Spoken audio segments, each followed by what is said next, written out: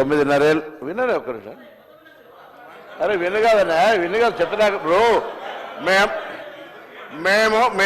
మేము sub committee చైర్మన్గా ప్రజల ముందు ఉంచినాము.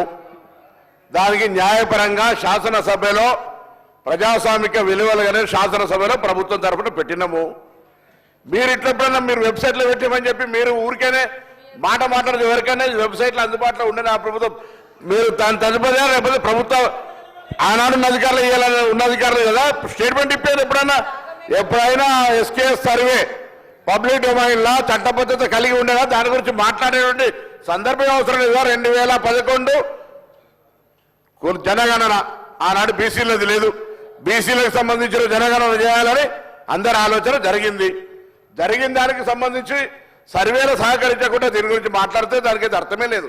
నేనేమంటున్నా, ఎవరైనా ఒకవేళ ఆయా వారి గౌరవ ముఖ్యమంత్రి ఆనాడు అభిప్రాయం చెప్పుంటే మీరు ఇలా కూడా అదే అభిప్రాయంతో ఉన్నారో చెప్పండి. ఇలా జరుగుతున్న కార్యక్రమానికి మీరు ఏం మాట్లాడదలుచుకున్నారు? బలహీన వర్గాలకు సంబంధించి మీరు ఎస్కే సర్వే చేసిన అన్నారు, ఏం మార్పులు తెచ్చినారు, ఏం స్కీమ్స్ తీసుకొచ్చినారు, ఎవరికి బలహీన వర్గాలకు న్యాయం జరిగే కార్యక్రమం తీసుకున్నారు మీరు. ఇలా మేము కమిటీ చైర్మన్ ఉత్తమ్ కుమార్ రెడ్డి గారి గురించి బహిరంగంగా ప్రజల ముందు ఇచ్చినాం.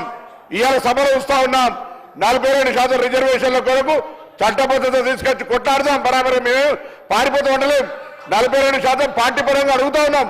ఇక్కడ కూడా న్యాయబద్ధంగా చట్టబద్ధంగా పెట్టాలనే ఆలోచనతోనే ఉన్నాం కదా. ఇలా మేము వెనక పోదలేం కదా. మార్గదర్శకత రోడ్ మ్యాప్ ఇవ్వని అడుగుతుంటే రాజకీయం చేయడానికి ఉపయోగించుకుంటే వెళ్ళాము.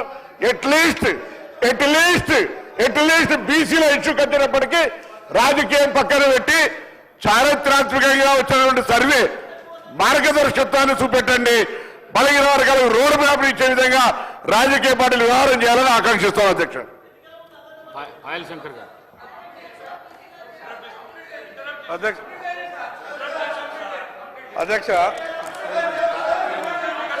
అధ్యక్ష నేను చెప్పినటువంటి అధ్యక్ష గౌరవ ముఖ్యమంత్రి గారు. అధ్యక్ష, ఇప్పుడు 9.5 సంవత్సరాలు మంత్రిగా చేసిన మా తాతలు నేతులు తాగిండ్రు కాబట్టి మీరు మా మూతులు నాకండి. ఇట్లాంటి అర్థం పర్థం లేని చర్చలతోనే ప్రయోజనాలు లేదు అధ్యక్ష. ఇప్పుడు ఈ డాక్యుమెంట్ ఏదైతే ఉందో ఇది అఫీషియల్ వెబ్సైట్లో లేదు అధ్యక్ష. తెలంగాణకున్నది టీజీ ఆన్లైన్ వెబ్సైట్ అధ్యక్ష. ఇందులో ఎస్కేఎస్ రిపోర్ట్ లేదు. ఎస్కేఎస్కు ఎన్ఐసి ఐటీ పార్ట్నర్ అధ్యక్ష. ఎన్ఐసి వెబ్సైట్లో కూడా ఈ డేటా డాక్యుమెంట్ లేదు. ఈ డాక్యుమెంట్ ఎక్కడుంది అధ్యక్ష? ఎంసీఆర్ హెచ్ఆర్డి వెబ్సైట్లో ఉంది. మరి చెన్నారెడ్డి హ్యూమన్ రిసోర్స్ దాంట్లో ఇందులో ఉంది. ఈ వివరాలు ఎవరు తయారు చేసిండ్రు, ఎవరు అందులో పెట్టిండ్రు, ఎవరు ఓనర్షిప్ క్లెయిమ్ చేయలేదు అధ్యక్ష. Point number 1. పాయింట్ నెంబర్ 2 అధ్యక్ష, ఈరోజు అధ్యక్ష ఆ రోజు 12 గంటలలో మేము చేసినాం అన్నారు కదా. ఆ రోజు ఎవరెవరిని ఎంగేజ్ చేసిండ్రో అడుగు అధ్యక్ష. దారిన పోయే దానే నుంచి ఎవడు వస్తుండో ఎవడు పోతుండో ఎవరికి ఏ బాధ్యత ఉందో ఎవరు చేసిండో వాళ్ళ వివరాలు వీళ్ళ దగ్గర ఉన్నాయి అధ్యక్ష. ఇండ్లలోకి వచ్చి అడిగినోడు ఉదయం 7 గంటల నుంచి సాయంత్రం 7 గంటల వరకు 12 గంటల్లో ఇన్ని కోట్ల మందిని మేము చేసినామని వాళ్ళు చేస్తున్నామని చెప్పడానికి నటించి చేసిరు. ఇవాళ మేము పకడ్బందీగా చేస్తే ప్రధాన ప్రతిపక్ష నాయకుడిగా ఆయన 9.5 సంవత్సరాలు మంత్రిగా చేసిన ఈయన ప్రభుత్వం మీద నమ్మకం లేదంటే ఇదే ప్రభుత్వం ఈ సభను ఏర్పాటు చేసింది, ఇదే ప్రభుత్వం ఈ సభలో డాక్యుమెంట్ పెట్టింది. ఎందుకు చర్చలో పాల్గొంటుంది అధ్యక్ష? అసలు అర్హత ఉందా? అసలు ఈ చర్చలో పాల్గొనే అర్హత ఉందా అధ్యక్ష? ప్రభుత్వం మీద నమ్మకం లేదని ప్రధాన ప్రతిపక్ష నాయకుడు ప్రభుత్వం మీద ప్రజాస్వామ్యం మీద నమ్మకం లేదని సభలకు రాకపోను వచ్చిన ఆయన ప్రత్యేకించి మాట్లాడుతుంటే నేను ఒక్కటే మాట చెప్పదలుచుకున్నాను అధ్యక్ష. దయచేసి తమరికి విజ్ఞప్తి చేస్తున్నా, ఈ సర్వేలో పాల్గొన్న వాళ్ళను మీరు శిక్షించాలి. ఆ శిక్ష మొట్టమొదట ఈ సర్వేలో పాల్గొన్న వాళ్ళకు మీరు మైక్ ఇవ్వద్దు అధ్యక్ష. సర్వేలో పాల్గొంటేనే మైక్ ఇవ్వండి దయచేసి. ఎవరైతే ఈ సర్వేలో పాల్గొనలేదో ఈ సభలో మాట్లాడే అర్హత లేదు వాళ్ళకు దయచేసి తమరు మైక్ ఇవ్వద్దని అందరి సభ్యుల తరఫున నేను మీకు విజ్ఞప్తి చేస్తున్నా అధ్యక్ష.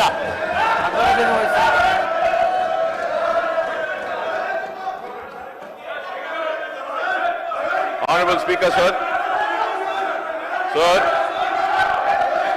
I take the opportunity to participate. Honorable Speaker, sir, I take the opportunity to participate in the discussion on the caste survey findings. I am using the word findings, sir. The reason for me, sir, kindly bring the house into order, sir. Sir, every time it is becoming like this, sir. Sir, please allow us to speak, sir. Sir, I am using the word findings, sir.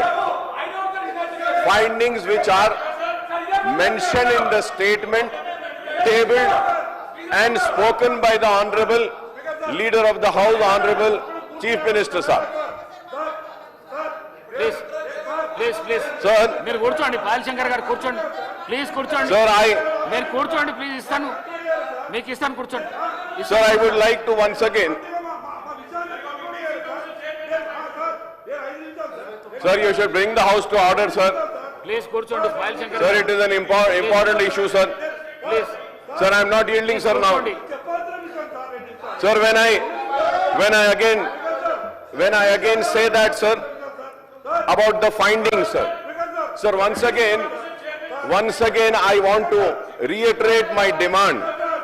और मैं अपनी बात को फिर से दोहरा रहा हूं, sir. పాల్ శంకర్ గారు కూర్చోండి और दोहरा रहा हूं इसलिए क्योंकि बैकवर्ड क्लासेस के साथ ఇస్తా కూర్చోండి बरस से नाइंसाफी हुई, उनको उनका हक नहीं दिया गया, उनकी पसमानदगी पर हर किसी ने वोट लिया और उनके पिछड़ेपन को बताते हुए कई लोगों ने अपनी सियासी दुकानों को चमकाया जरूर, बनाया जरूर और मजबूत किया, लेकिन बीसीस के साथ कभी इंसाफ नहीं हुआ।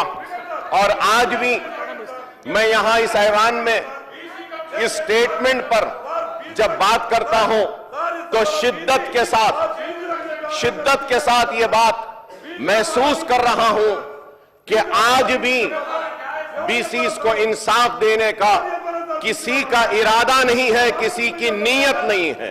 अगर इरादा और नीयत है कि बीसीस को इंसाफ दिया जाएगा, बीसीस को उनका हक दिया जाएगा, तो सबसे पहली अगर कोई जिम्मेदारी थी हुकूमत की और